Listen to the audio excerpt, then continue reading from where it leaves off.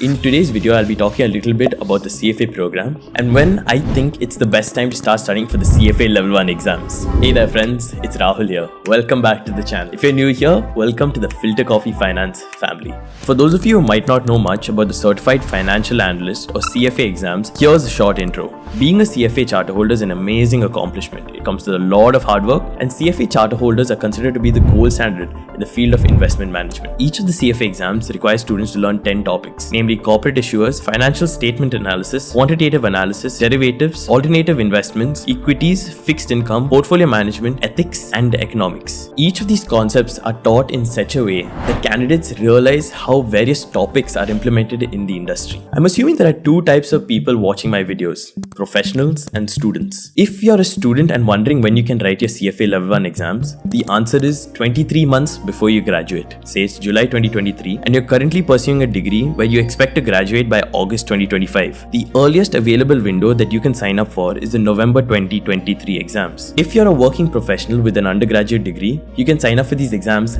right away. So there are no real barriers to sign up for the CFA program. Does this mean that I think you should sign up for these exams right away and clear each level as quickly as you can so that you can climb up the corporate ladder, get the work experience, and with that the charter, and then become the CFO for multi-billion-dollar MNC? Heck no. Completing all three levels of the CFA program can take you nearly 2 years, and it's not a short-term commitment. There are so many students out there that complete just level 1 or level 2 of this program and then drop out because they realize midway through that it doesn't align with their long-term goals. So how can you identify if this program's for you? This depends on your circumstances and what stage of life you're in. As I see it, people generally come in two categories here. Number one is you're an undergraduate student who's just gotten to college with no work experience and think that doing the CFA program will help you stand out among the other applicants, which it will. Or number two, you're a working professional who sees the CFA program as an effective way to educate yourself and climb up the ladder, which again it will. But if it were that simple, why wait?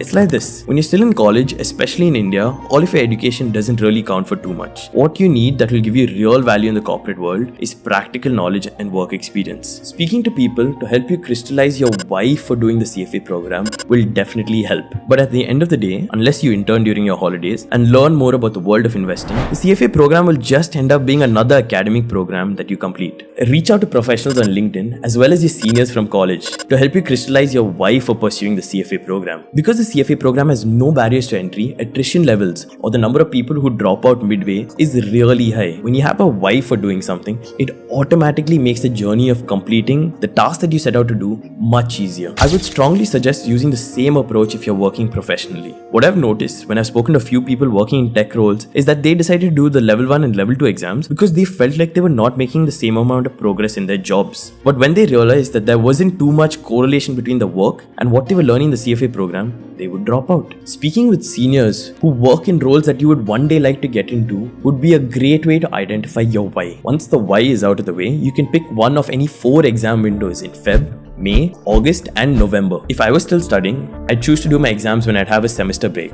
generally in May. Or I would choose to do my exams when I have a lean period in studies, generally speaking in Feb or August. However, I'd definitely not do the CFA Level 1 exams when I know my college has end semester examinations as well. That's typically in December. Definitely make it a point to find out what your semester schedule in college is before signing up for the CFA exams. If you're working professionally, sign up for these exams during a lean period in work. For example, if you're working in a consulting or auditing role, choosing to do these exams during the end of the financial year would simply make your life hell.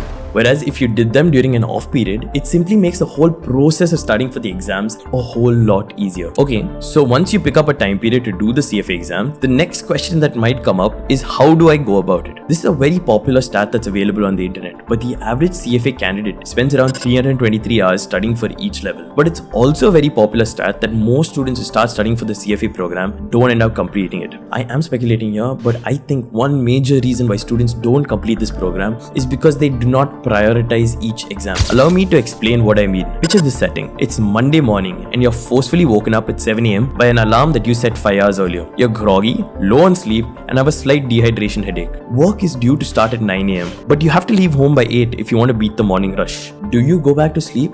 No way, right? Even though you do feel like skipping work today, since it is your priority, you just have to do it. That is what a priority is. It's a non-negotiable. I advise the same approach to even your CFA exams. Make it a priority to block 3 hours a day, every day for 6 months. This kind of approach to your studying should be drilled into your brain at the start of your journey. Because if you leave your studying to just your moods and when you feel like it, nothing will get done. Studying is not optional, and you won't be able to pass the CFA exams if you only study when you feel like it. Whatever the mental model is that you use for your job, use the same model when it comes to your studying for the CFA program. Once you make your studies a priority, how do you make it less mentally draining to get started? Simple. Block time every single day on your calendar and follow that calendar religiously. There are so many things that I really dislike about the school system and how we were taught in class. But you cannot question the effectiveness of the daily timetable. In a world full of distractions and noise, let the humble calendar be your voice of reason. If you feel like you're more of a morning person, then get your 3 hours of study out of the way between 6 a.m. and 9:30 a.m. That's what I did for level 1. If you're more of an evening person, then hit your books when you get back home from work. If you want to split up your study sessions into 1.5 hours in the morning and 1.5 hours in the evening, cool, do it that way. But make sure that you schedule it on your Google Calendar. In case you're wondering, this is what a day in my life looks like. I've scheduled the first 4 hours of my day, and I'm also scheduled the last 3 hours of my day. As much as I can, I try to follow this calendar religiously. My phone notifications let me know when it's time to get started with work, and like the school timetable, this calendar is sacred. Once you figure out what your priorities are, and you block the time required to do justice to these priorities, you can fill in the remainder of your time with any activity that might make your life meaningful. Honestly speaking, the days where I did speak to my calendar, I found that it was almost always possible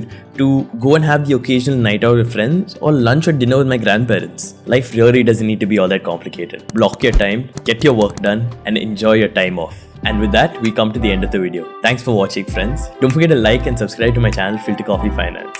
And until we meet again, this is Filter Coffee Finance signing off.